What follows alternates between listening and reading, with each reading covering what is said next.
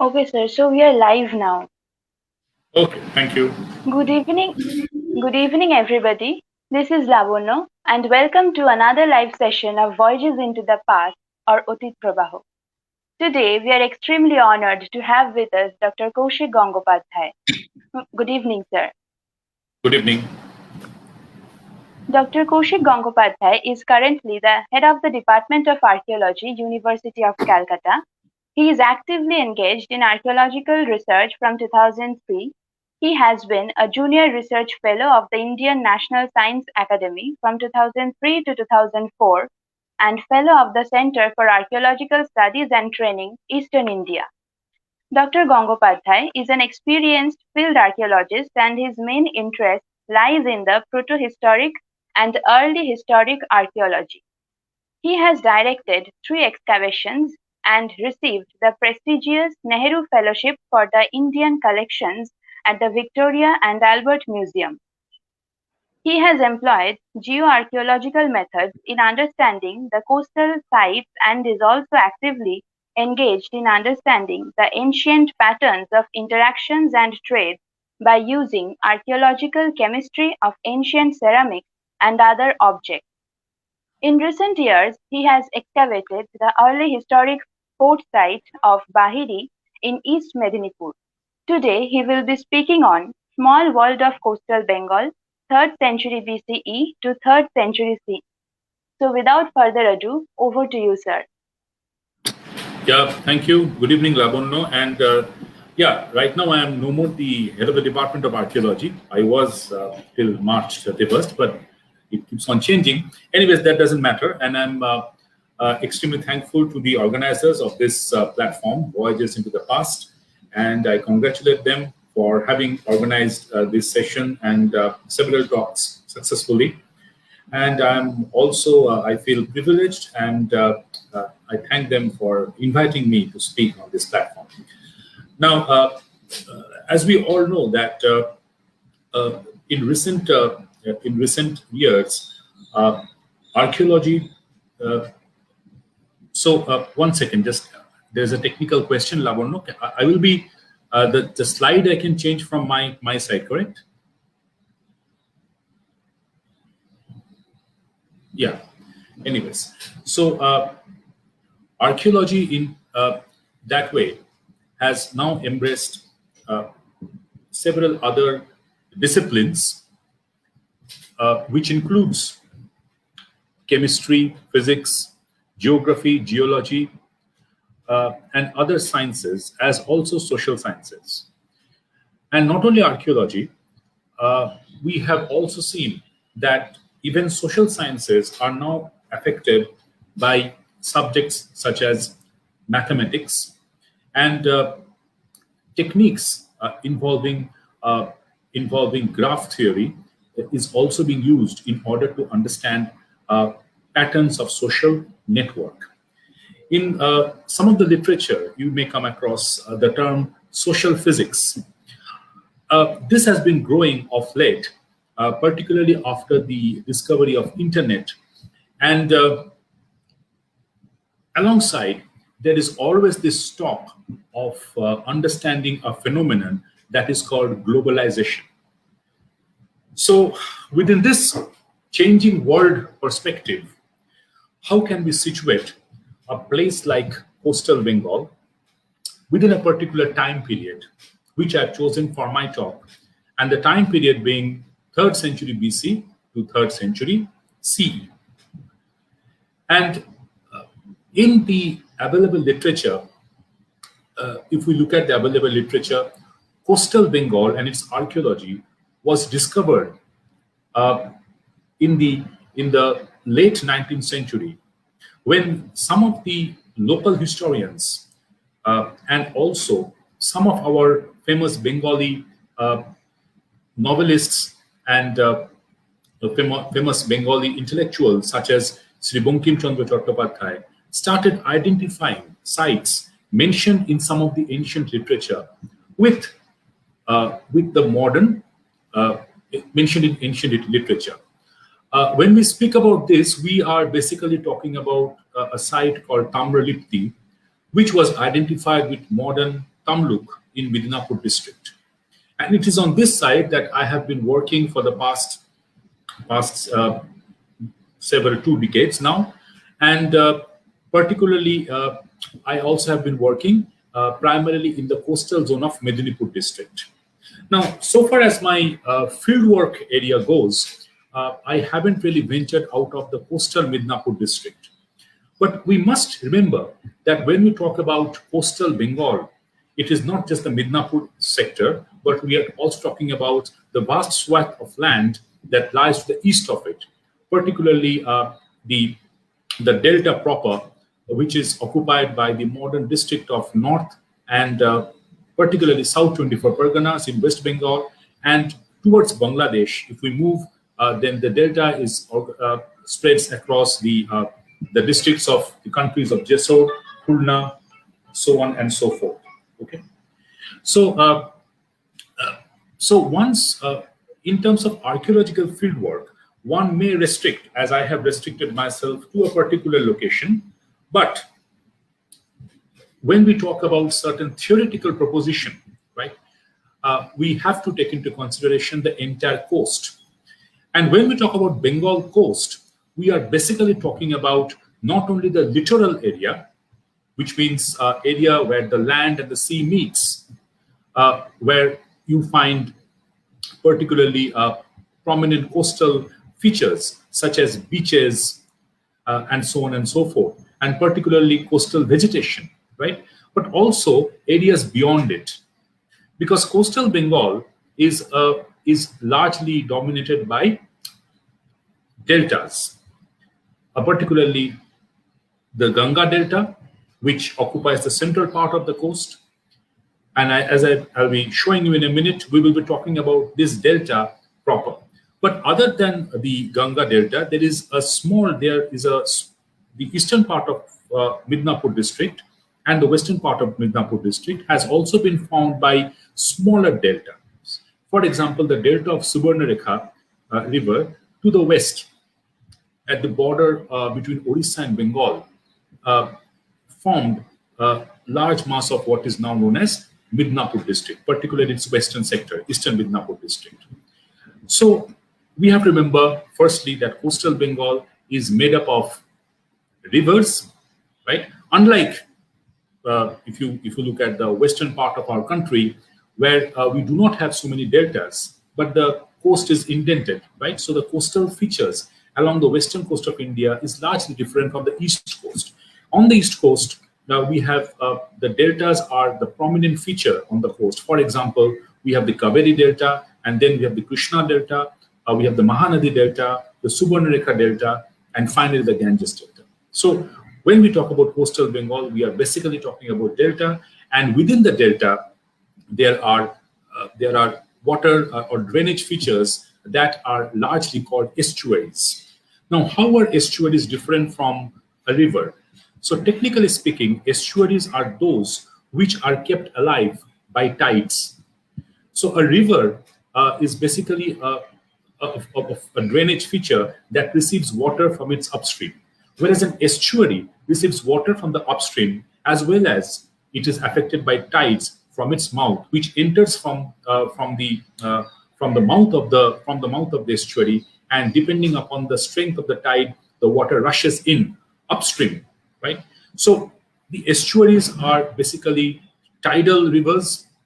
They are affected by tides, and twice a day the tide comes, and tide also we have the ebb tide, and also the so that happens in a diurnal or on a daily basis. So this two-way traffic of water has sculpted the entire geomorphology and geology of coastal Bengal. So when we come to this region and when we try to understand the effect or the effects of historical events such as urbanization or trade, then how do we conceptualize it? How do we understand the sites as entities that possibly interacted with the outside world, as mentioned in some of our textual records? Compared to other parts of the country, and also other parts of the Indian Ocean region, textual records pertaining to coastal Bengal is rather limited, particularly between 3rd century BC to 3rd century CE. The one text that specifically mentions coastal Bengal is, of course, a text that is known to many of us as the Periplus of the Erythraean Sea. Now, this text, written sometimes in 70 CE by an anonymous Greek sailor, talks about the ports from the Red Sea region till the Ganges Delta. And it is in the Ganges Delta that it talks about one particular port that was situated on the bank of this Ganges. And the historians have called it, or based on the text, the port has been mentioned as Gange. Following the Periplus of the Erythraean Sea, we have another important document, which is the document that is Ptolemy's, the map of Claudius Colony, the Greek geographer in 2nd century CE. And in Claudius Ptolemy's map, several sites, and for the first time, the delta and the coastal Bengal appears on this map. Of course, this map is not as old as 2nd century CE, as we all know. The available manuscript is not earlier than 14th century CE, but in that particular map, in the copy of that particular map, we get possibly for the first time a view of what coastal Bengal could have looked like back in 2nd century CE. Now, and there are other documents and maps as well. I will not get into that, but the problem is this: that although the basic shape, the geographical shape of delta can be visualized and identified in these maps, such as Claudius Ptolemy's map, but we have to remember that the drainage pattern has changed over a period of time. So over the past 2,000 years, the rivers have dried out, new estuaries have been formed, and there has been a lot of lateral movements of these rivers. So therefore, the question always arises as to when we look at the coastal Bengal and when we try to identify what could have been ports in this region, it is a difficult task given the fact that the geomorphological features have largely been altered due to the geological factors. So sites, archaeological sites in the coastal region of West Bengal are quite difficult to find because many of these sites have been buried due to alluviation. Okay, and therefore our archaeology is based many times on chance finds, on luck factors. So taking into account all these problems, how do we account for coastal Bengal to be part of a globalized world as suggested by some historians in recent work?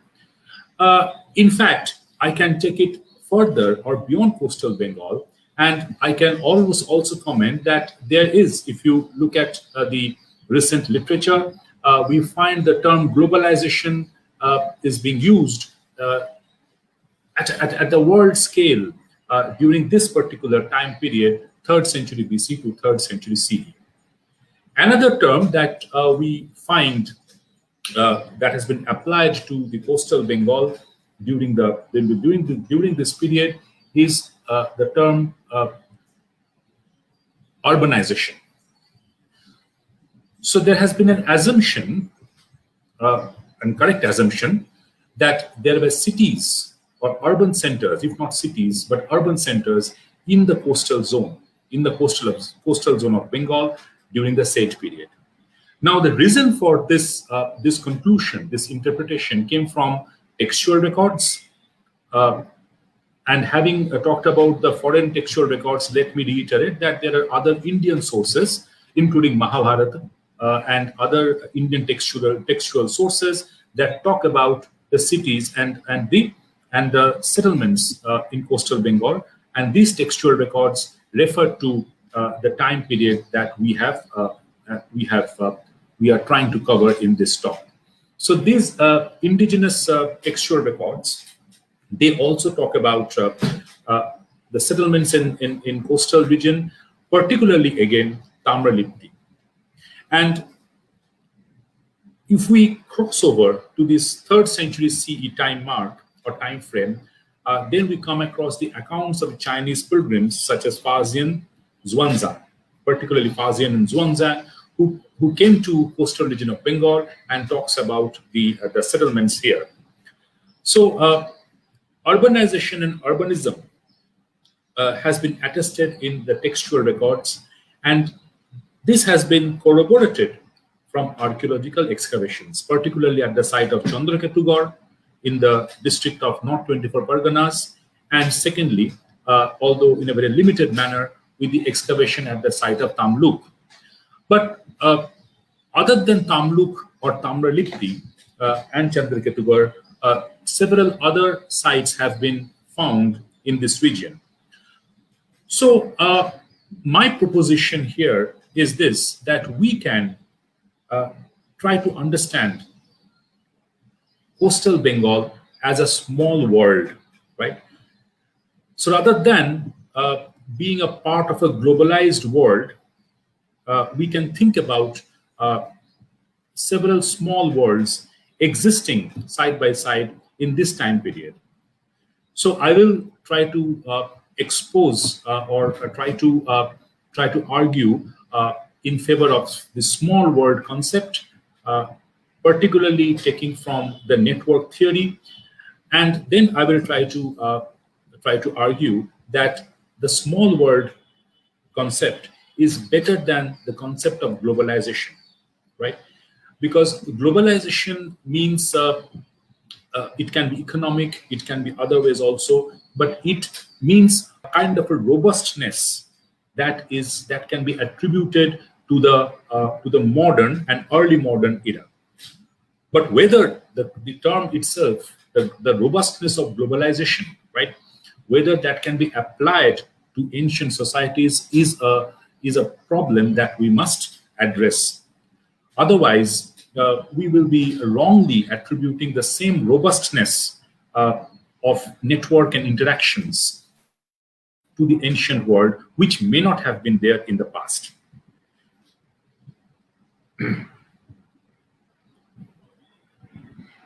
So, what is a small world? So, small world, it's basically investigates, the concept itself investigates how regions, sites, and people are linked to each other. And secondly, the small world phenomena is particularly based on network theory developed by the physicists, particularly the work of Barabasi is very important here, and lot of mathematical manipulations and graphs using large complex data sets and computer softwares are used to develop the small world network models. And the small world network model can deal with large complex data sets, including internet networking within the human brain, right? So it talks about large complex data, and it can also be, and it has been extended to archaeology as well, because archaeologists are quite adept at dealing with large complex data sets. So any kind of archaeology cannot be restricted only to investigation of a particular artifact in a singular manner. Whether it is an artifact or whether it is a text, we need to quantify the amount of what we are getting from the archaeological as well as textual data. So that kind of a quantified narrative that an archaeologist can build up, particularly based on artifactual remains, including building materials or pottery or small portable items. they will help us to develop a kind of a data set which is complex in itself.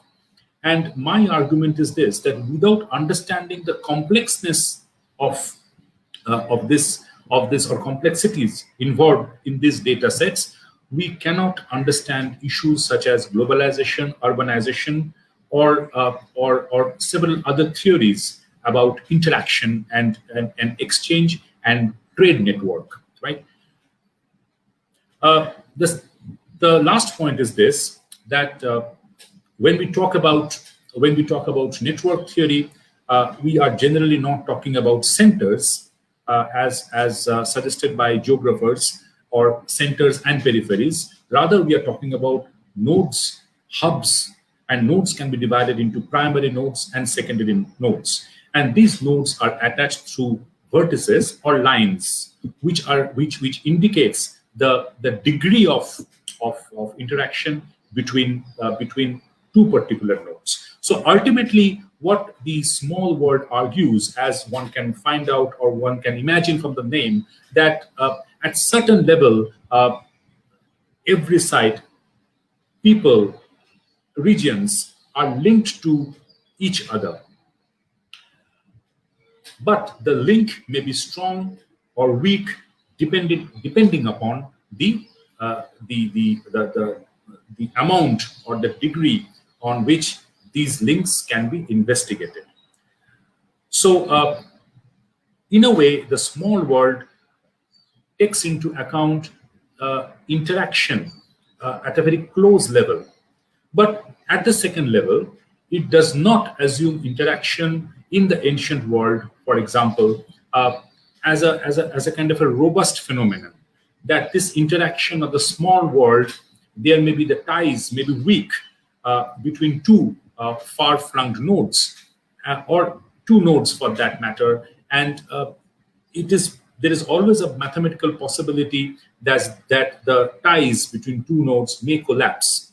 Now, conceptually, again, this helps us to understand something that has been quoted in history books as decay, particularly urban decay. When we talk about decay, we are basically then talking about the collapse of the ties between two particular nodes, which possibly help them to sustain and develop themselves. So going back to coastal Bengal, particularly,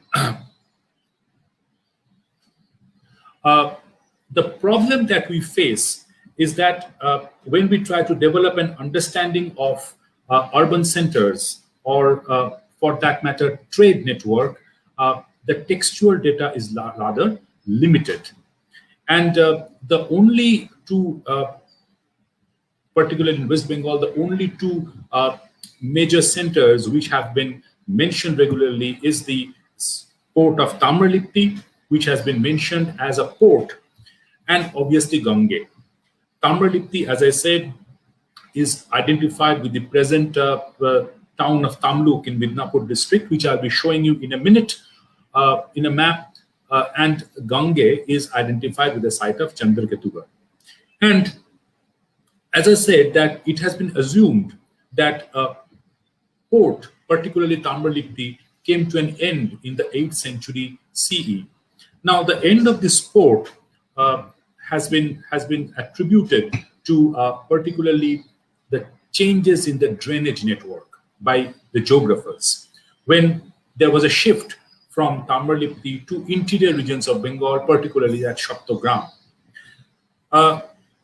Archaeological excavation at the site has also attested the decline of this port after kind of 4th century AD.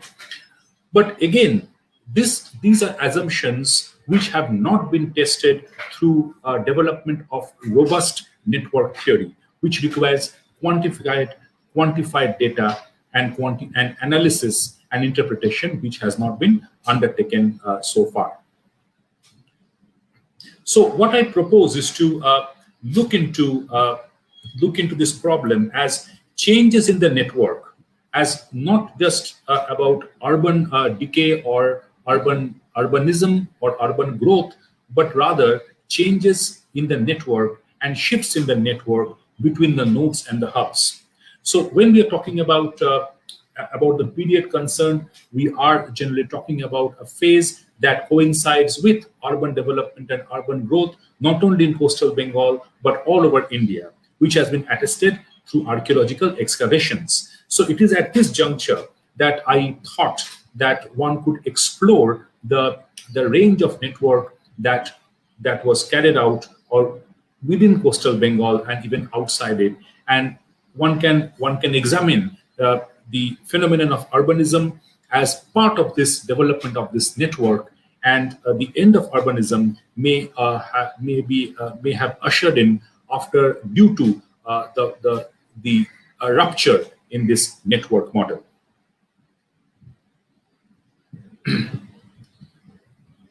So coming to the map of coastal Bengal, if you can all see here, so I'll be talking about this region. So the site of Chandrakitugarh, if you cannot see, it's located right here, and the site of Tamluk is located on the on bank of what is the Rupnarayan River. So it is not part of the Ganga Brahmaputra Delta, but lying just outside it, but largely on the immediate periphery of the Ganga Brahmaputra Delta. So I will not be talking about the Midnapur coast that way, but the coast, but the central zone of coastal Bengal, where we see, and these dots, if you can see it in your device, these dots, they indicate the sites which are provisionally dated between 3rd century BC and 3rd century CE. So this is the zone that we are talking about.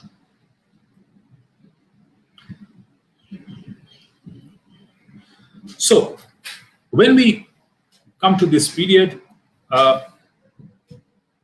there are items that were circulating within coastal Bengal, found at different sites, starting from Chandrakitugarh in the south, till Tamluk or Tamralip in the north, sorry, till Tamluk in the east, and also sites have been found on Sagar Island, and archaeological sites are found right till the mouth of the Ganges, right till the mouth of the delta near the sea, which has been explored by my colleagues, some of my colleagues.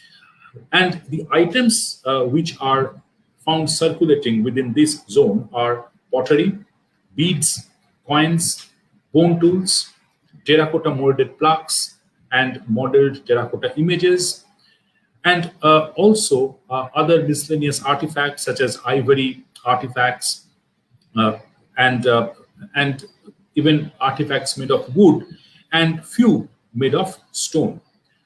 But for this lecture, I thought that I will concentrate largely on beads, primarily because already from Chandrakitugarh and South 24 Parganas, the beads found in the collection of the local people have been tabulated and studied by Dr. Sholmi Chakraborty, one of my colleagues, and I have been able to study the beads from the site of Tamluk. So as I said, that any kind of network theory would have to depend upon quantified data, some sort of quantification, some sort of classification has to be made. Otherwise, you cannot understand the network in its proper manner. But having said this, that I'll be talking about beads, one can also look at other items, particularly pottery, coins, bone tools, terracotta plaques, and modeled images, right, as items that circulated within this region, right? Pottery, for example, is a very interesting item because it is with pottery that many of these sites have been dated to the early historic period. But again, pottery from some of the sites have been reported, although Chandrakitugarh and Tamralipti have been excavated, and other sites in the delta proper have also been excavated. But till today, we do not have a detailed catalog of pottery from any of these sites. So that makes it a problem for network analysis, because unless you have, like I said, detailed catalog and description of pottery, they cannot be tabulated in the way or quantified in any form. So coins are another class of artifacts which have been found from several of the sites, and they can be segregated by their chronology and by their typology. But again, they possibly represent a kind of an economic network, which was possibly, we do not know whether everybody participated in that, or was it only a segment of population participating in this. Now, having said that, what I want to propose here, that one can take up each of these artifacts, each of these items, and carry out a network modeling by using a computer software. In this lecture today, I'm not going to show you a network model because I have not used a computer software for developing one, but I will be presenting to you a hypothesis based largely on what archaeologists do, strong intuitions backed up by some quantified data, particularly taking beads into consideration. And this hypothesis can be later tested if one actually puts them in computer softwares and develops the graphs that are required to represent this network in a proper manner.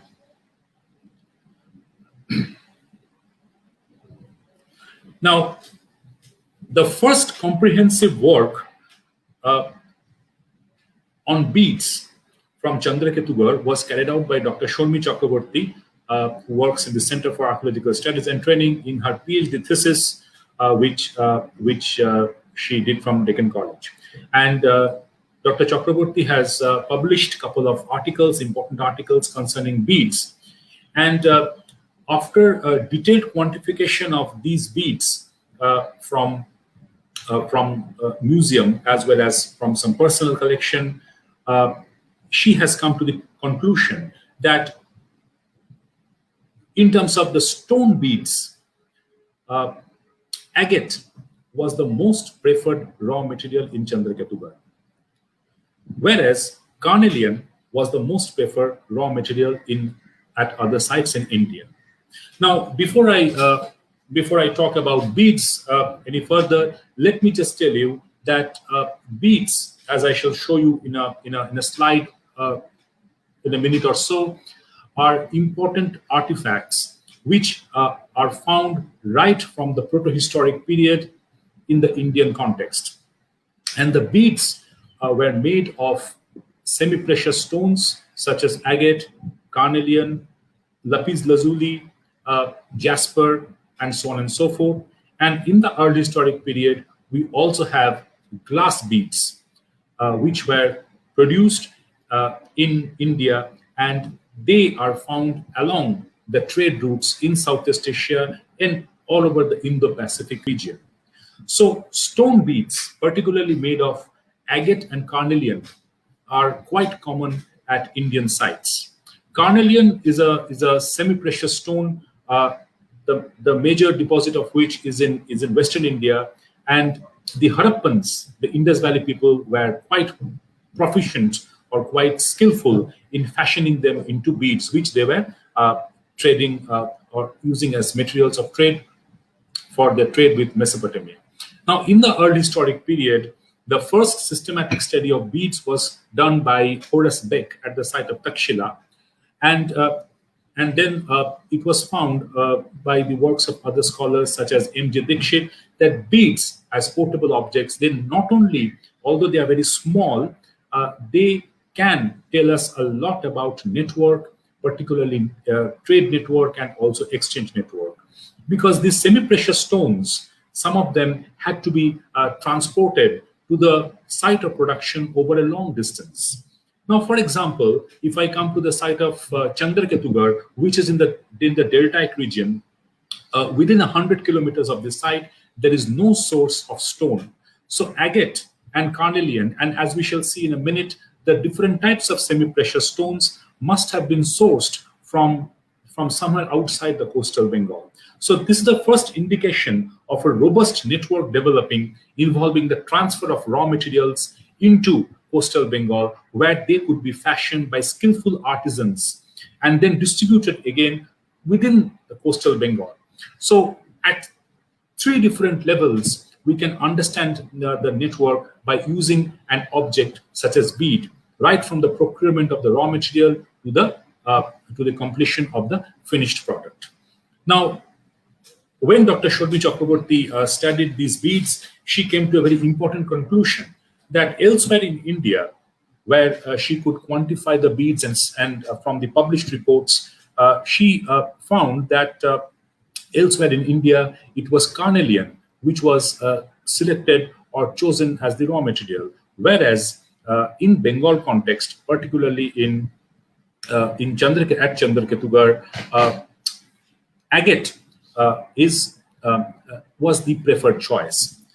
Now, following this, beads have been studied even from the site of Mahasthangarh in Bangladesh, and the published reports also show that even in Bangladesh, Mahasthangarh, agate is a stone that was preferred. Now, taking a cue from Dr. Chakraborty's work, I studied the beads in the Museum of Tamluk under the Archaeological Survey of India.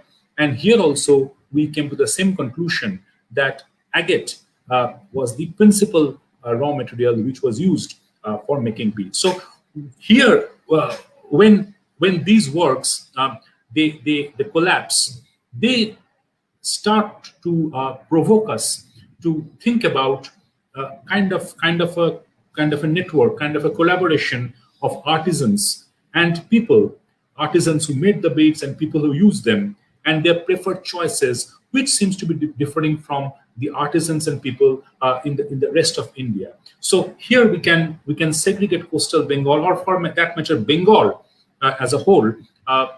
Even sites in upland Bengal, like Mangalkot, has the same situation as reported by Dr. Chakraborty, where agate is always the preferred material, not carnelian. Now, this can have two interpretations. One, that for some reason people preferred agate as the stone which they would be using as the ornament, and secondly, or that agate was the nearest raw material that could be found in the Chotanagpur Plateau, whereas carnelian, the network could be extended even further to the west. So possibly it can indicate either a strong leniency towards a source material, or the problem in the network itself, which was not prepared to transport carnelian, which may have involved connections with, particularly with Western and Central India, as also with Northern India. So this network, as far as beads are concerned, may have been limited largely to the Chotanagpur Plateau, where agate is found. And so when one looks into artifacts, and when one tries to understand the network models based on these artifacts, one can start thinking about these possibilities, and then one can try to actually study these possibilities through archaeological methods.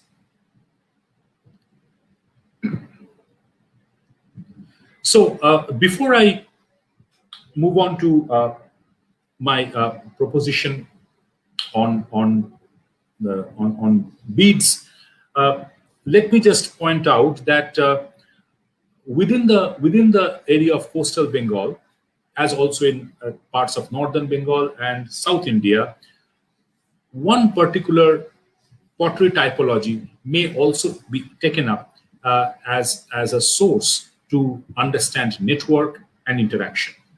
So archaeologists have given a lot of credence, particularly those working in the East Coast region and in coastal Bengal, on potteries such as the roulated ware.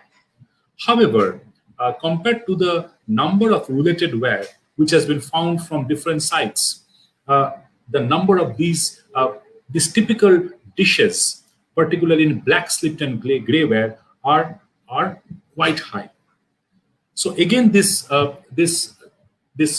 underlines the problem in methodology that we are following as archaeologists in India, when an artifact like the related ware, which is rather limited and not really useful for quantification, is taken up to understand network, whereas another category of artifact which are found in hundreds and in different kind of varieties and variations, but following a common principle of shape and fabric, that has been largely ignored by archaeologists when talking about network and interactions. Although I should say that it is again in some of the works, for example, by Dr. Chakraborty, this kind of detailed study of these dishes have been carried out.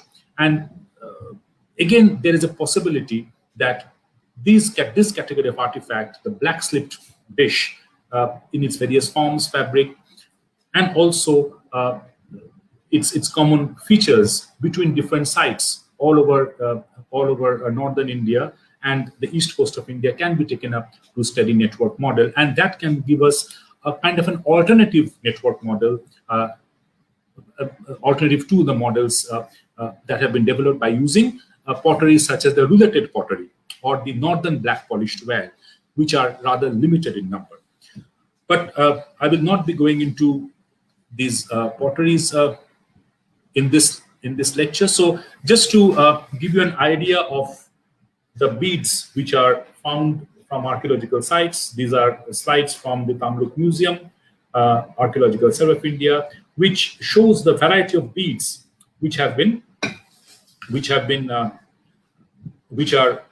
be seen in the museum. So to those who are not really accustomed to archaeological artifacts, I can just say that these are the beads made of primarily stone. You can see the black banding, which is a telltale signature of agate, whereas the red ones are glass beads. Now, I'll be talking about glass beads in a minute, and I will also try to see how they can be placed in the network itself. So let us just look at some of the tabulated data. So beads can be documented in two ways, as Dr. Chakraborty, for the first time, she had studied in Chandraketu, following the work of Horace Beck, by looking into the raw material, primarily meaning that whether it is made of carnelian or agate or jasper or garnet or glass, and secondly, by looking into the shapes. So the beads and these typologies have been classified by Horace Beck in this monograph, Beads from Takshila. So what one could do is basically classify the beads according to raw materials. For example, these blue bars indicate agate, as I was saying you, as the principal raw material that was used to produce bead at Tamluk. And the total number of beads that I could document was about 1,000. Of course, compared to the size of the site, it is a very small sample, but nonetheless, it gives us a number on which we can work. So the blue bars indicate the beads which are produced by agate, the stone agate, whereas the smaller bars represent other stones, including carnelian, jasper, garnet, rock crystals, and so on and so forth.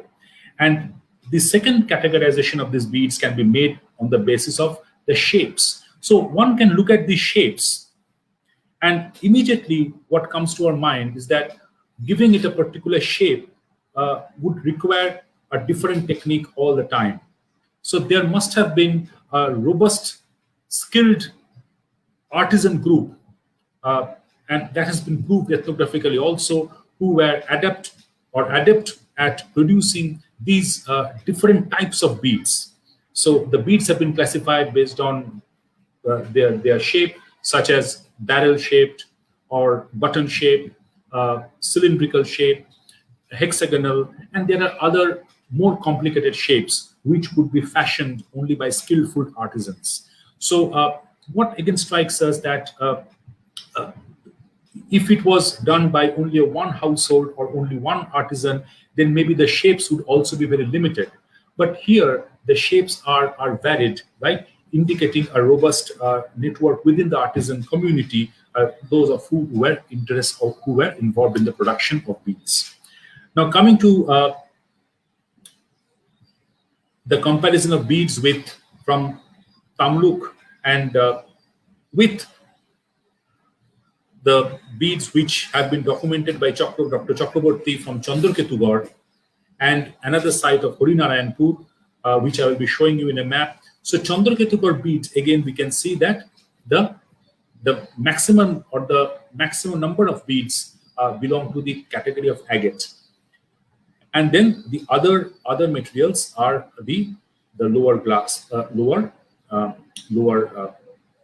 bars or the smaller bars. And going up to the another important material which was preferred by people of coastal Bengal was glass.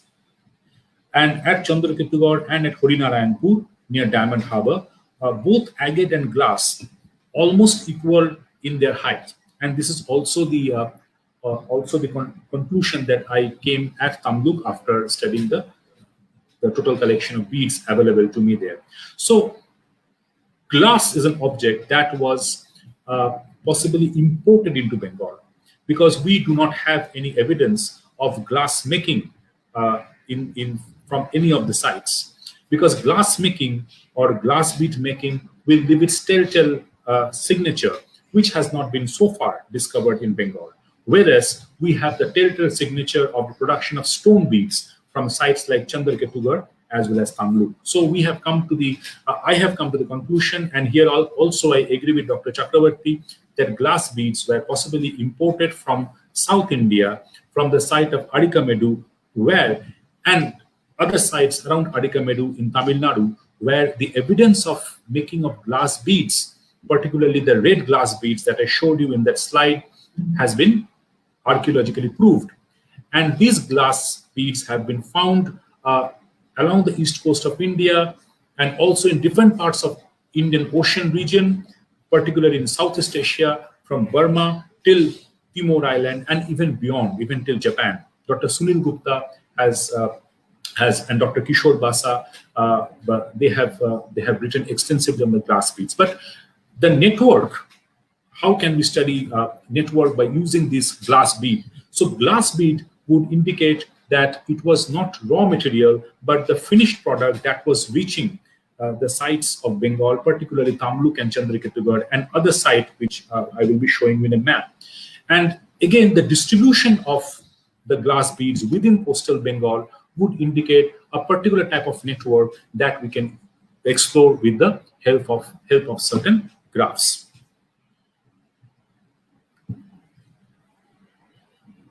So, having compared particularly beads,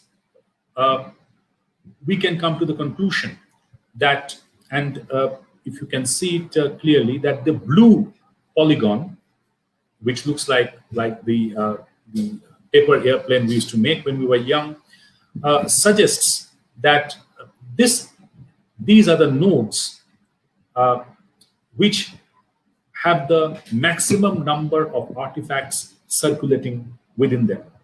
So in the network theory, this can be termed as a hub. And the hub functions as the core area of circulation of artifacts, core area of interaction, as far as the network theory is concerned. And you will notice that there are sites lying outside this particular hub. So what about them? Were they connected with the hub? And if so, in what manner? Even you will notice that in the rest of the coastal zone, there are no polygons to connect, which are part of this hub.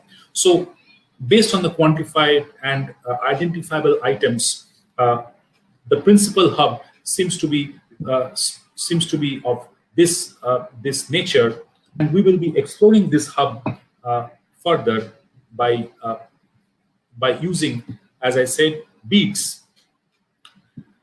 So after we have quantified and categorized beads, we find that the largest number of beads and the variety of beads, the variety of materials, not only in terms of materials but also shapes, are largely correspond to this hub, where we have Tamluk, Chandraketugarh, and the site of Harinarayanpur and Deulpata on the bank of the Hooghly River near Diamond Harbour.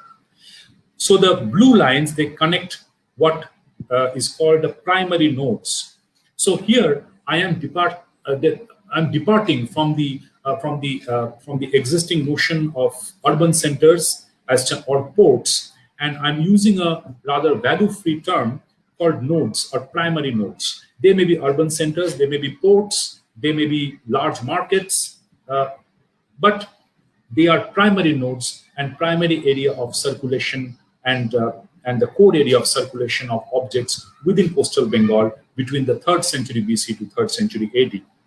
And the red lines, as I've indicated, as I've tabulated from the reports published principally in the IAR and also in the writings of some local scholars, that the red lines connect to the primary node.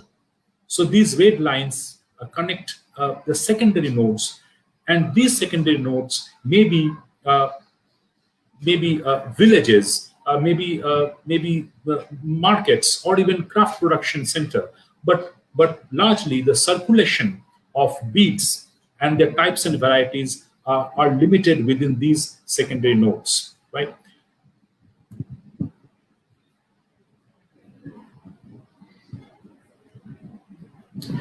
So after considering the network model of coastal Bengal, I will try to summarize the idea of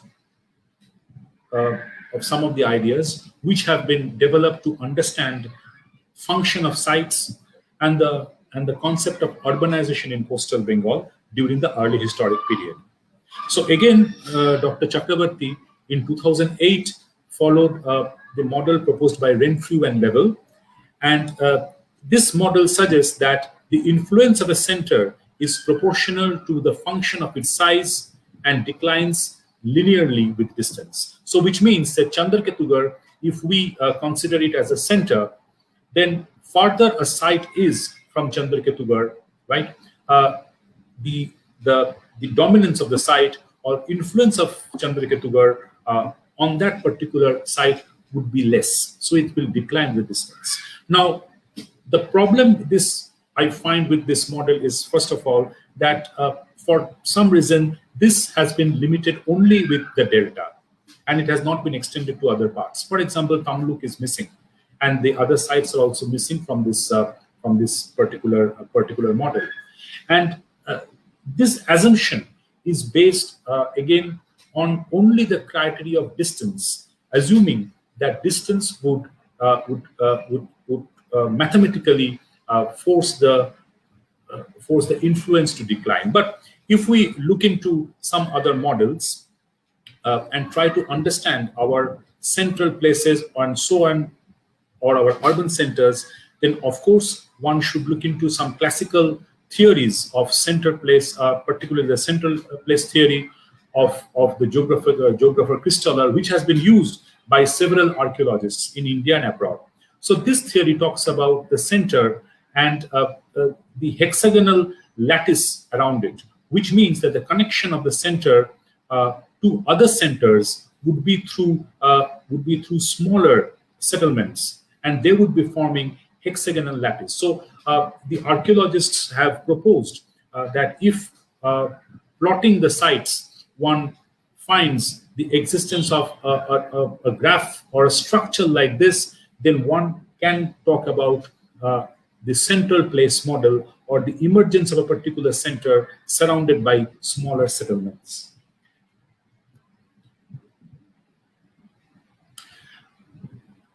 Now, as an alternative to this,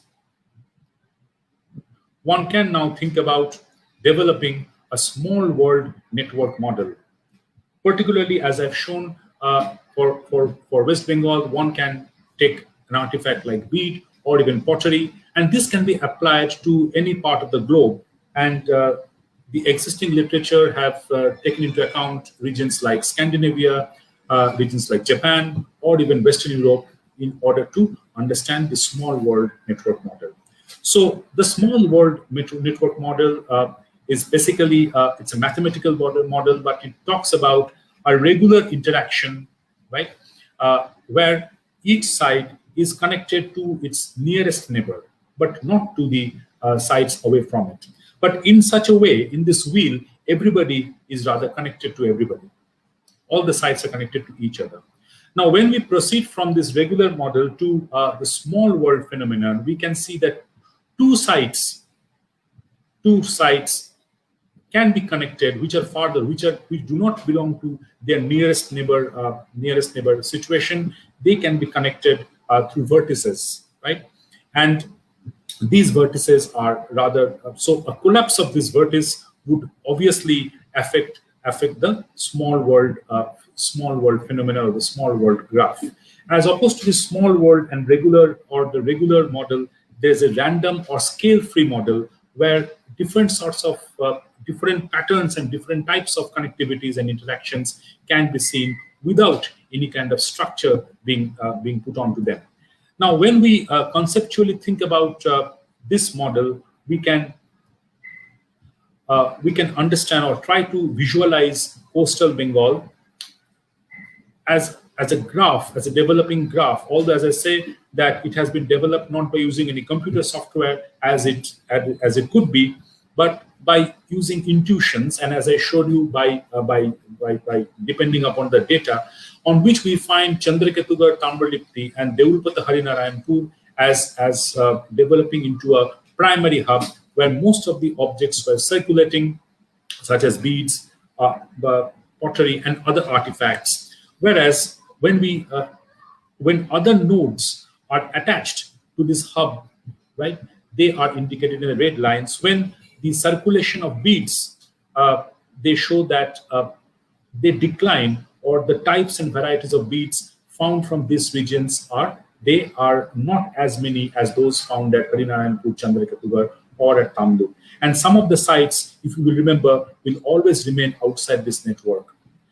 But if you take up another artifact like coins, then these sites which are not, I will go back to my earlier map of coastal Bengal and show you that the other sites here, or even here, can be connected to the hub if you take into account other artifacts such as coins or pottery or terracotta items or bone tools. So different forms of network models can be developed, and a very linear and simplistic model of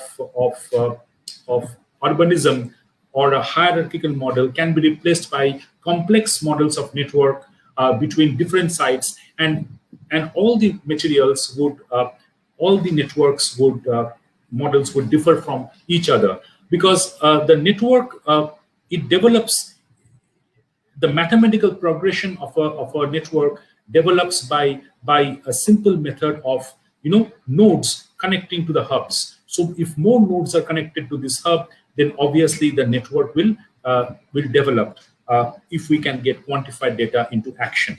But so far, whatever data is available to us, particularly beads, pottery, and coins, we find that Chandrakituga, Tamluk, Deulpata, Harinarayanpur, they seem to be making up the central hub, or as we can say, there's a central tendency is towards Chandrakituga and Tamluk, because they have been mentioned also in the textual records. Although for Deulpata, Harinarayanpur, we do not have any textual record.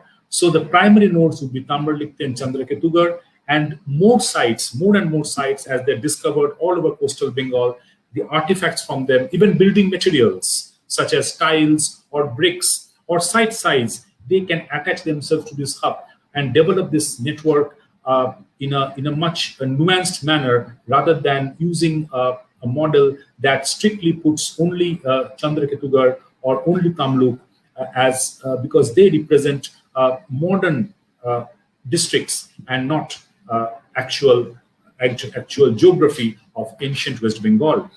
And this also has this advantage that, as we have seen, that the geography of ancient West Bengal, they kept on changing, and geomorphological changes are at times very difficult to ascertain within a particular time period. So this model helps us to helps us or frees us from the geographical parameters. So this model or this network graphs can be developed without referring to the geography, which has obviously changed over the past 2000 years.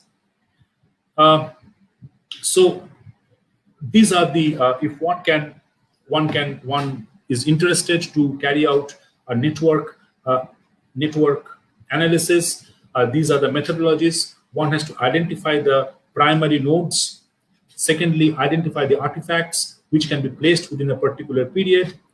Even textual records of journeys may also be recorded, such as in Scandinavia, one of the major works which has used this network model takes into account the journey of a particular monk between different settlements of different categories, and uses the description of that particular monk in the early medieval period to identify nodes, and then supplements it with archaeological data found from these sites. List of artifacts will also show common artifacts which are shared between at least two sites. Even building materials, site areas can be used, and one can quantify them. And there are computer softwares which can help us to build this network model if we are good at using softwares. So but the basic problem in archaeology that I find not only in West Bengal but elsewhere in India is a disparity, is a kind of an imbalance in the reporting of archaeological data itself, wherein some sites are overrepresented, whereas other sites are underrepresented. So that will obviously skew your network model in an unrealistic manner. So it is time possibly to look, and whatever material has also been produced, quantification of different forms and different types are also missing. So we tend to make qualitative statements such as urbanization or state formation at times without much quantitative basis. Now, having said this, when we talk about network models, we must also remember that shared artifact do not mean actual connection between the sites. So here again, there's another myth that we must deal with, that if two artifacts are found at two different sites, there's an assumption by the archaeologists that there is an actual connection between them. But it does not mean that. It only means existence of communities within the sites with link to one other site.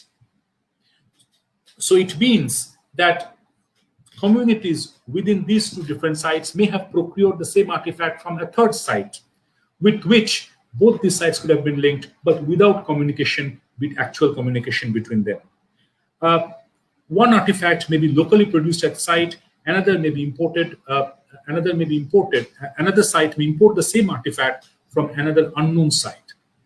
So ultimately, this kind of simplistic conclusions about shared artifacts mean actual connection should also be explored in archaeology through different means. And the centrality that we're talking about, when we see a central site taking up the central position or a hub developing, they can reveal several factors, including actual reality, or even, I'm sorry, it's missing, or even the biasness in the archaeological reporting, as even Dr. Sharmi Chakraborty has pointed out, that many of the sites, many of the materials are unavailable, many of the sites have not been excavated, right? So already we have a skewed database, right, based on which it is difficult to talk about networks without making some fallacy at the very beginning.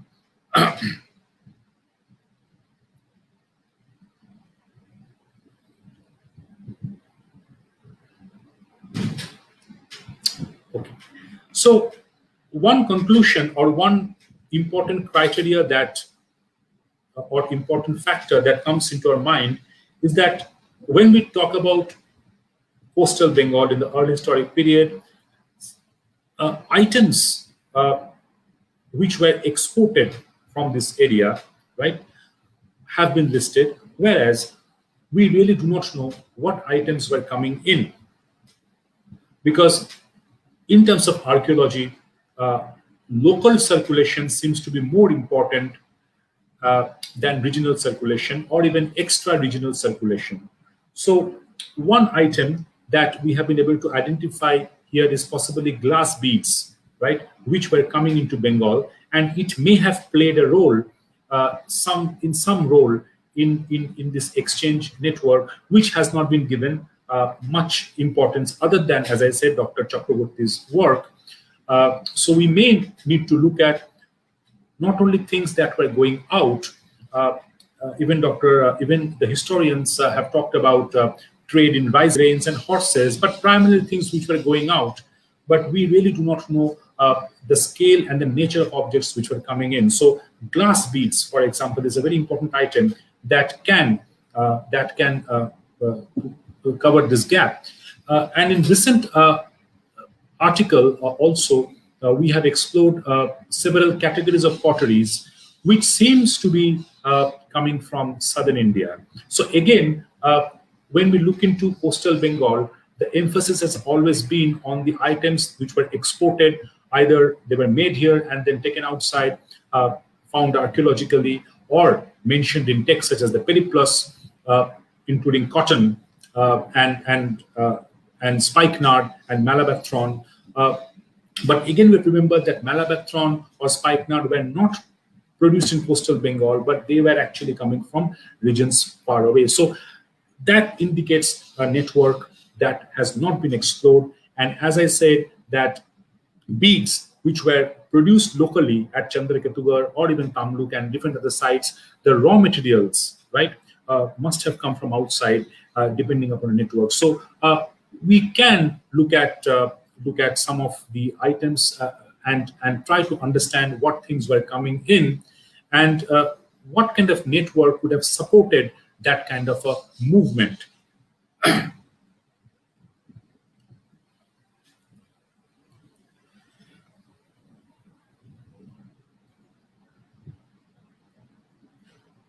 So again, as I said, that when one tries to understand the primary nodes, they could be identified based on factors including size, artifactual remains, and possibly how they have been mentioned in the contemporary textual accounts. However, the problem that we are facing or we face in developing this network as we go back in time is that many of the smaller sites may still lie undiscovered, right?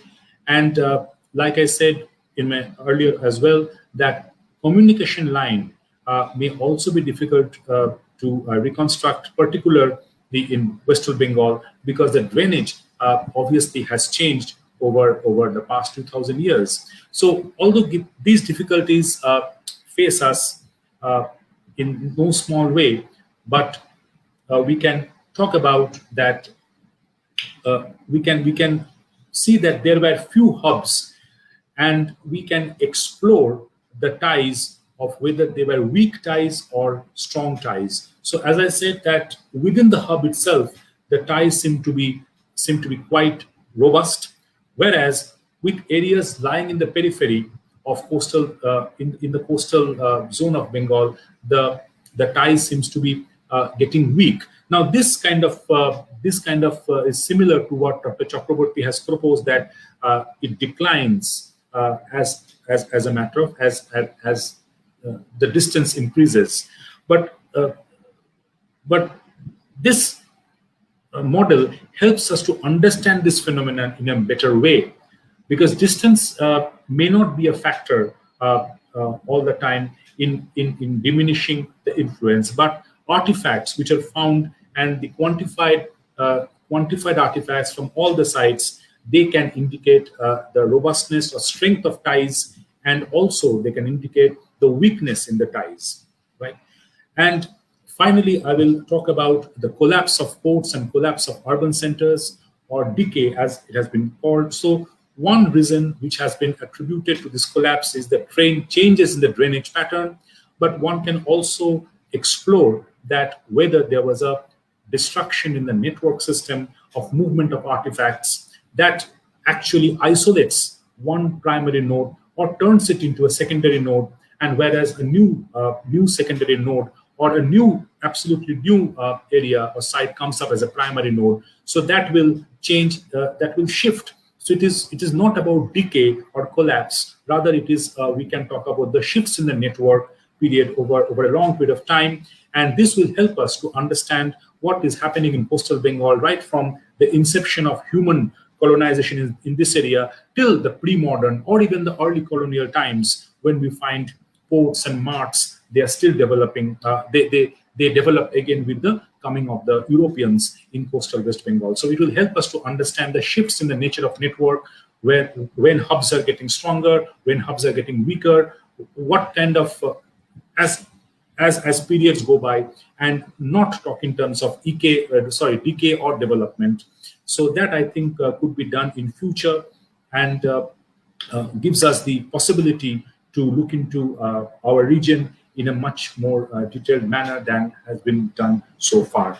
I thank you for listening to me, and I hope that some new thoughts may come up, and people may try out this methodology right in their work. Thank you.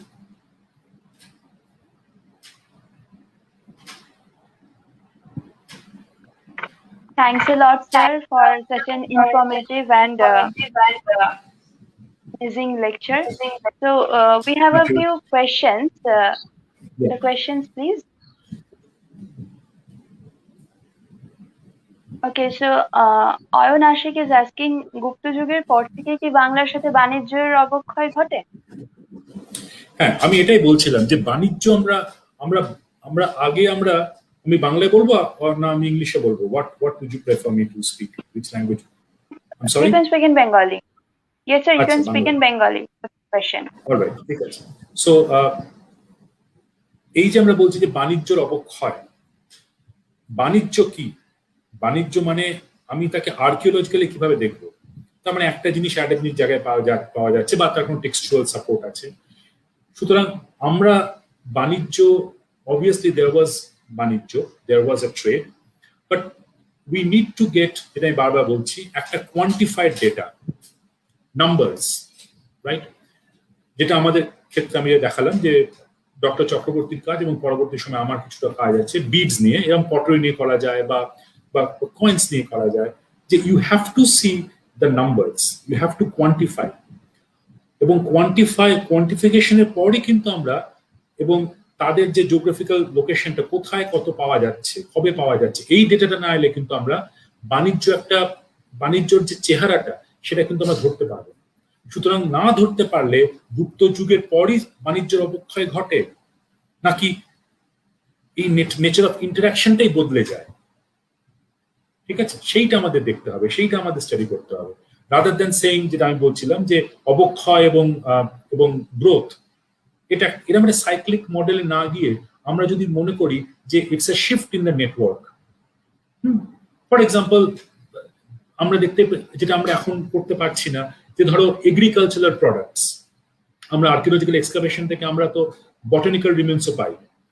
ধরো ধান, এখানে professor BN Mukherjee ছিল যে এখান থেকে rice export করা হতো, right?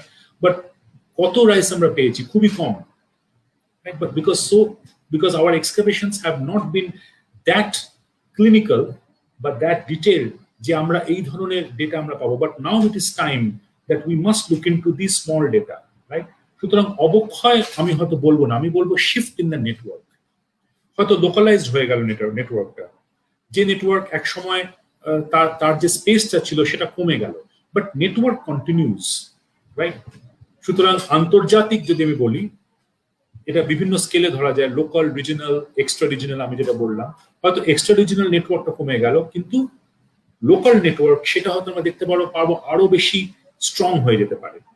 If I say for example, আমি যদি রাইস, যদি আমি দেখি একটা কোনো অবজেক্ট নিই, for example I will give an example, Gupta যুগের পরে একটা আর্টিফ্যাক্ট আমরা জিনিস পাচ্ছি, সেটা হচ্ছে কড়ি। এটা আমি অবভিয়াসলি আমি বললাম না, তার কারণ এটা that will have taken another several minutes. করি কিন্তু একটা সার্কুলেশনে আসছে, যেটা আমরা বেঙ্গলের মোগলমারি নামে যে বিখ্যাত সাইটটা হয়তো সবাই জানে, মোগলমারি এবং মেদিনীপুরের কয়েকটা সাইট, উত্তর চব্বিশ পরগনার কঙ্কন দিঘি, তাছাড়া আরো কয়েকটা সাইট দিয়ে আমরা করিটাকে ট্রেস করে আমরা সোজা চলে যেতে পারছি ইউনান অব্দি, চায়না অব্দি। সুতরাং সেটা কি একটা নেটওয়ার্ক নয়? এবং সেটা করিগুলো আমরা পাচ্ছি হচ্ছে মূলত 6th সেঞ্চুরির পরে। এবং আর্লি মিডিভেল ইনস্ক্রিপশনে করির বহু কথা আছে। করিগুলো আসছে কোথা থেকে? মালদ্বীপস থেকে আসছে, কারণ করি এই অঞ্চলে পাওয়া যায় না। যে মনেটা যে ধরো যে, সো একটা নতুন নেটওয়ার্ক ডেভেলপ করছে, বুঝতে পারছো তো? সো এইভাবেই যদি আমরা দেখি তাহলে মনে হয় জিনিসটাকে আরো বেশি আরো আরো will have lot of fun rather than saying অবক্ষয় হয়ে গেল, সবাই চুপচাপ বসে রইল, আবার শুরু। এরকম network changes it shape, size, এবং this can be explore by using, as I said, network model, mathematical model. যদি তোমার কাছে নাম্বারস থাকে, you can put them on the computer software. এই সফটওয়্যার গুলো অ্যাভেলেবল ফ্রিলি, রাইট? আমি obviously এই software আমি ইউজ করিনি এখনো। যেটা আমি দেখালাম সেটা মোটামুটি একটা ইনটিউটিভ, যেটা আমরা করি সবসময় আর্কিওলজির ইনটিউশনের উপর বেস করে। বাট এখানে বহু ইউ উইল ফাইন্ড লিটারেচার যে কিভাবে you can use this softwares, right, in order to develop this kind of graphs based on artifacts. Artifacts হতে পারে, রাইস হতে পারে, you know. So let us look at the network shifting rather than saying that অবক্ষয় এবং উত্থান বা পতন এই ব্যাপারটা ওরকম ভাবে হয় না, ঠিক আছে? Okay. Next question, please. Yeah. So, the Rakesh is asking that what are the probable reasons for the decay of Tamralipto as the port of Eastern Bengal during 8th century CE, and how much adverse effect it had on the maritime trade after its decay? Yes. Now, now question is that the port of Tamralipti, what is the evidence of the decay of port of Tamralipti? First of all, after 8th century AD, we do not have any mention of Tamralipti in the inscriptional record.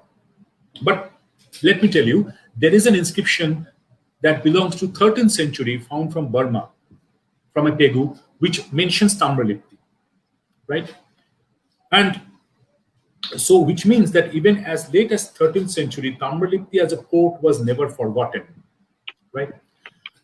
So, Tamralipti, আমি যেটাকে তোমার কোয়েশ্চেনটাকে আমি এভাবে refresh করতে পারি যে it possibly moved out of the maritime network, right?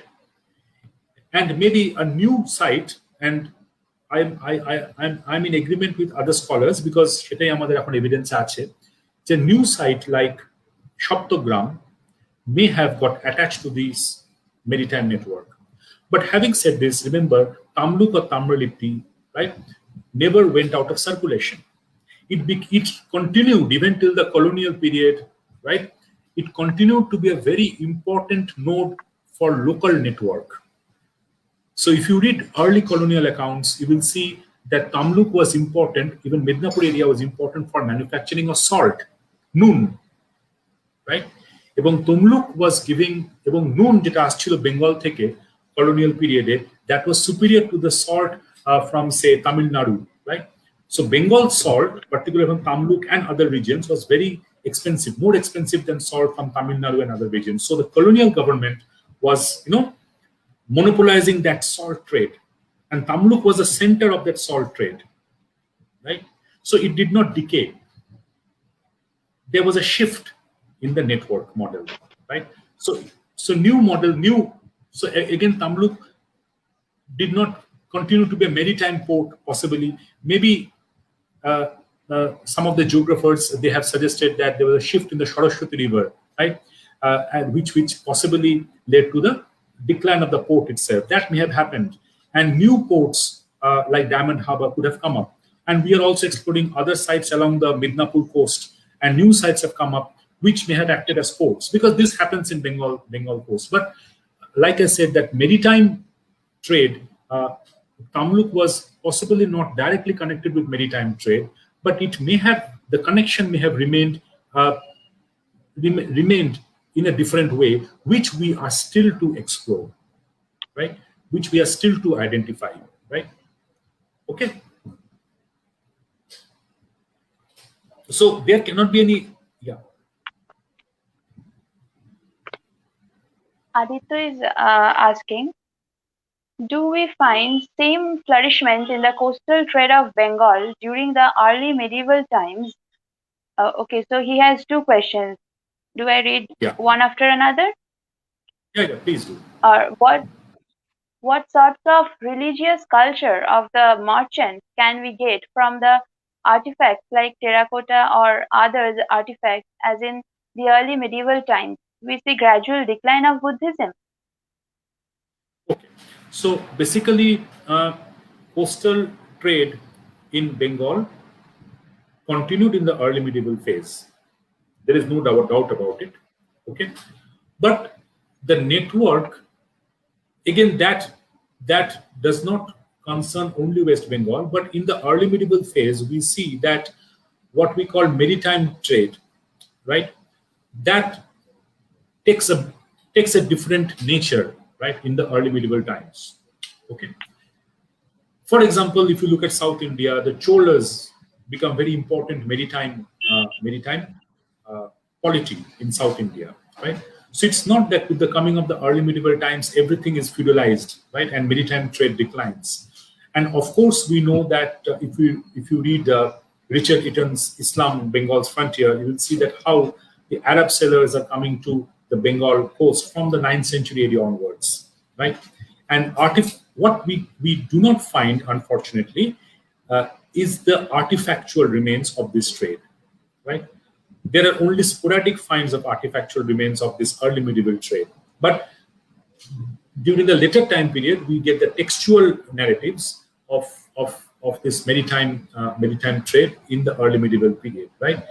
But coastal connections obviously continued, and as I said, যেটা আমি বলছি যে archaeologically অনেক কিছু আইডেন্টিফাই করা যায় না, যেরকম বলছিলাম salt must have been a very important ingredient. In fact, in a webinar we had last month, recently, salt, archaeological remains, actual remains of kilns যেখানে salt তৈরি করা হতো, going as radiocarbon dated 2000 years earlier than today, 1000 years or 1200 years from today, that would make it early medieval, have been found from Bangladesh's district like Khulna, right? Which means salt making was going on in the early medieval phase along the coastal Bengal. Amra Bengal থেকে এখনো পাইনি, but in Bangladesh they have actually identified those salt making areas going back to the early medieval phase, right? But the nature of the trade, I mean the artifacts, they could have changed. And of course, early medieval is a time the political situation was different, and we find agriculture becoming more important, right? But like I said, trade in fish, salt, right? They must have continued. And kauri, for example, kauri is a very important artifact in the early medieval phase, যেটা আমরা art historic পাচ্ছি না। এবং কাউরি ট্রেডটাকে follow করলে আমরা দেখতে পাচ্ছি right across coastal Bengal, it can link us with Maldives in the Indian Ocean till Yunnan, right, in China. এবং there are publications on it. You may like to look at it. Okay. So obviously the link continued, right? It did not get disrupted. And in inscriptions also, there are scholars writing on that. Kauri has been mentioned, right? Early medieval inscriptions, they profusely mention Kauri as an object, right, in the early medieval phase. So coastal trade, of course, continued. Yes. The nature changed. Art of Buddhism, right? Buddhism is key question. Yes, sir. The Buddhism,